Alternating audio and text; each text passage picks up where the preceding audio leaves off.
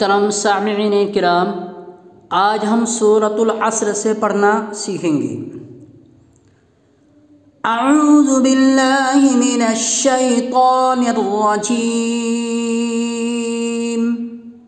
سورۃ العصر مکیہ، اس سورت میں 3 آیتیں اور 1 رکوع ہے۔ اس سورت کا نام سورۃ العصر ہے اور یہ سورت آپ صلی اللہ علیہ وسلم کے اوپر نازل ہوا مکہ کے اندر۔ اس سورت کے اندر 3 آیتیں اور 1 رکوع ہے۔ بسم اللہ الرحمن الرحیم۔ والعصر ان الانسان لفی خسر الا الذین آمنوا وعملوا الصالحات وتواصوا بالحق وتواصوا بالصبر۔ سورۃ التکاثر مکیہ، اس سورت میں 8 آیتیں اور 1 رکوع ہے۔ اس سورت کا نام سورۃ التکاثر ہے اور یہ سورت مکہ میں آپ صلی اللہ علیہ وسلم کے اوپر نازل ہوا۔ اس سورت کے اندر 8 آیتیں اور 1 رکوع ہے۔ بسم اللہ الرحمن الرحیم۔ الہاکم التکاثر حتی زرتم المقابر کلا سوف تعلمون ثم كلا سوف تعلمون كلا لو تعلمون علم اليقين لترون الجحيم ثم لترونها عين اليقين ثم لتسألن یومئذ عن النعیم۔ یہاں وقفہ کی حالت میں را کو باریک پڑھیں گے، کیونکہ وقفہ کی حالت میں را کو ساکن کریں گے، یعنی را کے اوپر کیا دیں گے؟ جزم۔ تو رائے ساکینہ سے پہلے زیر ہے، اس لیے رائے ساکینہ باریک ہوگی، یعنی پتلی آواز کے ساتھ را کو پڑھا جائے گا۔ مقابر، میم کے اوپر تشدید ہے، اس لیے میم مشدد میں کیا ہوگا؟ غنہ ہوگا، یعنی تھوڑی دیر ناک میں آواز کو روکنا غنہ کہلاتا ہے۔ ثم کلا سوف تعلمون، نون کے اوپر تشدید ہے، نون مشدد میں 1 الف کے برابر غنہ ہوگا۔ تھوڑی دیر آواز کو روکنا غنہ کہلاتا ہے، ناک میں تھوڑی دیر آواز کو روکنا غنہ کہلاتا ہے۔ میم کے اوپر تشدید ہے، میم مشدد میں 1 الف کے برابر غنہ ہوگا، تھوڑی دیر آواز کو ناک میں روکنا غنہ کہلاتا ہے۔ ثم سورۃ القارعۃ مکیہ، اس سورت میں 11 آیتیں اور 1 رکوع ہے۔ اس سورت کا نام سورۃ القاریہ ہے اور یہ سورت مکہ میں آپ صلی اللہ علیہ وسلم کے اوپر نازل ہوا۔ اس سورت کے اندر 11 آیتیں اور 1 رکوع ہے۔ یہ جو گول نشان ہے اس کو آیت کہتے ہیں۔ بسم اللہ الرحمن الرحیم۔ القارعہ ما القارعہ وما ادراک ما القارعہ یوم یکون الناس کالفراش المبثوث وتکون الجبال کالعہن المنفوش فأما من ثقلت موازینہ فهو في عيشة راضية وأما من خفت موازينه فأمه هاوية وما أدراك ما هي نار حامیہ۔ یہ بڑی قاف ہے اس لیے اس کو موٹی آواز کے ساتھ پڑھیں گے۔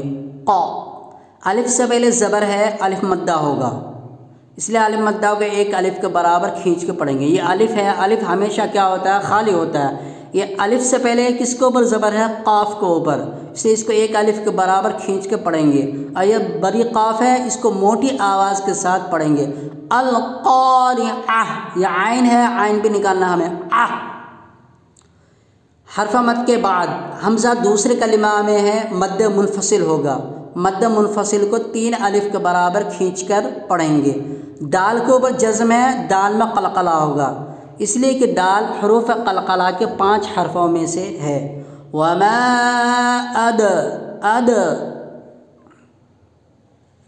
نون ساکن کے بعد حروف اخفا کے 15 حرفوں میں سے سا ہے، اس لیے نون ساکن کا سا میں اخفا ہوگا، یعنی نون ساکن کی آواز کو ناک میں چھپا کر پڑھیں گے۔ من ثقلت موازینہ، تاکہ نیچے 2 زیر کی تنوین ہے۔ 2 زیر کی تنوین کے بعد حروف ادغام کے 6 حرفوں میں سے را ہے، اس لیے 2 زیر کی تنوین کا را میں ادغام بلا غنہ ہوگا۔ ادغام بلا غنہ کو بغیر غنہ کے ملا کر پڑھیں گے۔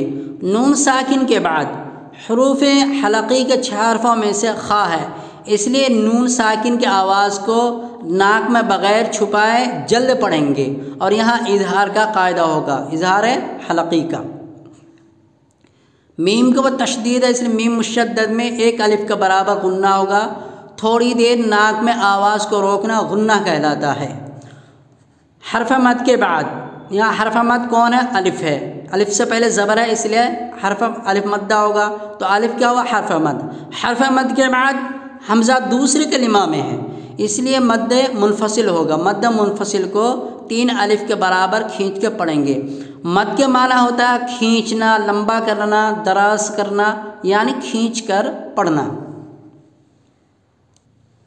سورۃ العادیات مکیہ، اس صورت میں 11 آیتیں اور 1 رکوع ہے۔ اس صورت کا نام سورۃ العادیات ہے، اور یہ صورت مکہ میں آپ صلی اللہ علیہ وسلم کے اوپر نازل ہوا۔ اس صورت کے اندر 11 آیتیں اور 1 رکوع ہے۔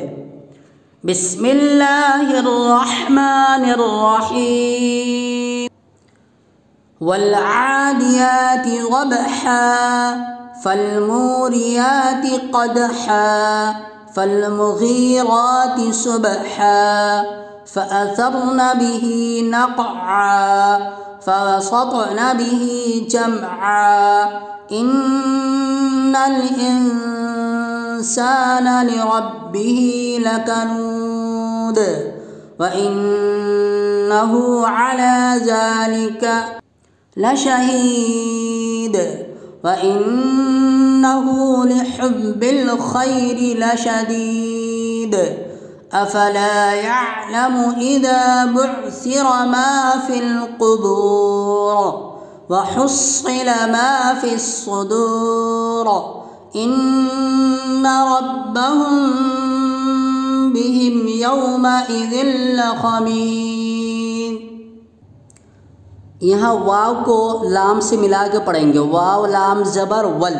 یہ جو الف ہے یہ الف نہیں پڑھا جائے گا، اس لیے کہ الف اور لام کے بعد حروف قمری کے 14 حرف میں سے وا ہے، تو جہاں حروف قمری کا قاعدہ ہوگا وہاں صرف لام پڑھا جائے گا، الف کو نہیں پڑھیں گے، اس لیے واو کو لام سے ملا کر پڑھیں گے، الف کو نہیں پڑھیں گے۔ با کے اوپر جزمہ با میں قلقلہ ہوگا، اس لیے کہ با حروف قلقلہ کے 5 حرفوں میں سے ہے۔ با میں قلقلہ بھی کرنا ہے، اور یہاں بڑا ہا ہے اس کو ادا بھی کرنا ہے۔ غب حا، وقفہ کی حالت میں دال میں قلقلہ ہوگا، اس لیے کہ وقفہ کی حالت میں کیا کریں گے؟ دال کو ساکن کریں گے۔ دال کے اوپر 2 پیش کی تنوین ہے، 2 پیش کی تنوین کو کیا کریں گے؟ حالت وقفہ میں کیا کریں گے؟ ساکن کریں گے، یعنی جو دال ہے اس کو کیا کریں گے؟ دال کو ساکن کریں گے، تو وقفہ کی حالت میں دال میں قلقلہ ہوگا، اس لیے کہ دال حروف قلقلہ کے 5 حرفوں میں سے ہے۔ وقفہ کی حالت میں یہاں را پر ہوگی، اس لیے کہ رائے ساکنہ سے پہلے واو ساکن ہے اور واو ساکن سے پہلے با کے اوپر پیش ہے، اس لیے وقفہ کی حالت میں کیا ہوگی، را یہاں پر ہوگی۔ رائے ساکنہ سے ما قبل ساکن ہے اور ما قبل سے پہلے کیا ہے، پیش ہے، اس لیے رائے ساکنہ کیا ہوگی، یہاں پر ہوگی۔ یہاں میم ساکن کے بعد با ہے، اس لیے اخفاء شفوی کا قاعدہ ہوگا۔ میم ساکن کے بعد کہیں بھی با آئے، میم کو جزم ہے، اس کے بعد کیا ہے، با ہے، تو یہاں اخفاء شفوی کا قاعدہ ہوگا۔ تو اخفاء شفوی، جہاں اخفاء شفوی کا قاعدہ ہوگا وہاں غنہ اور اخفاء کے ساتھ پڑھیں گے۔ ان ربهم بهم یومئذ لخبیر۔ سورۃ الزلزال مدنیہ، اس سورت میں 8 آیتیں اور 1 رکوع ہے۔ اس سورت کا نام سورۃ الزلزال ہے اور یہ سورت مدنیہ میں آپ صلی اللہ علیہ وسلم کے اوپر نازل ہوا۔ اس سورت کے اندر 8 آیتیں اور 1 رکوع ہے۔ بسم اللہ الرحمن الرحیم۔ اذا سلسلت الارض سلسالها واخرجت الارض اثقالها وقال الانسان ما لها يومئذ تحدث اخبارها بان ربك اوحى لها يومئذ يصدر الناس أشتاتا ليروا أعمالهم فمن يعمل مثقال ذرة خيرا يره ومن يعمل مثقال ذرة شرا يره۔ ذال کے نیچے 2 زیر کی تنوین ہے، 2 زیر کی تنوین کے بعد حروف ادغام کے 6 حرفوں میں سے یا ہے، اس لیے 2 زیر کی تنوین کا یا میں ادغام مع الغنہ ہوگا، یعنی غنہ کے ساتھ ملا کر پڑھیں گے۔ ادغام کے معنی آتا ہے ایک حرف کو دوسرے حرف سے ملا کر پڑھنے کو ادغام کہتے ہیں۔ نون کے بعد تشدید ہے، نون مشدد میں 1 الف کے برابر غنہ ہوگا۔ یہاں اوپر جو یہ 5 بنا ہوا اردو کا اور اوپر لام الف ہے، یہاں ہم وقفہ نہیں کریں گے، کیونکہ اگر ہم یہاں وقفہ کریں گے تو اس کا معنی بگڑ جائے گا۔ اگر ہم یہاں وقفہ کریں گے تو غلط ہو جائے گا، کیونکہ لا کے معنی آتا نہیں۔ اگر یہی لام الف اس آیت کو اوپر ہوتا تو یہاں ہم وقف کر سکتے تھے۔ اگر لائن کے بیچ میں یا عبارت کے بیچ میں ایسا لام الف آئے تو وہاں ہم سانس نہیں توڑیں گے۔ یہاں نون ساکن کے بعد حروف ادغام کے 6 حرفوں میں سے یا ہے، اس لیے نون ساکن کا یا میں ادغام مع الغنہ ہوگا، اور ادغام مع الغنہ کا دوسرا نام اس کو ادغام ناقص بھی ہے۔ جہاں ادغام مع الغنہ کا قاعدہ ہوا وہاں غنہ کے ساتھ ملا کر پڑھیں گے۔